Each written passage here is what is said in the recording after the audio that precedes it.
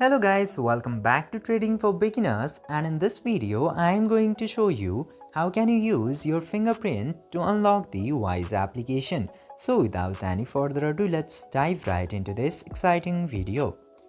Now, in order to do that, you just simply have to open your Wise application, and after opening the Wise application, it will automatically be opened if you haven't set up any unlocking method.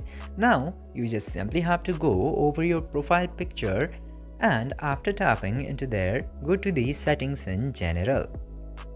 Now, after going into settings, you will get a bunch of options. You just simply have to select privacy and security, and after going into there, you will get the option of use fingerprint to login option. Simply enable the toggle for that and enter your password into this box.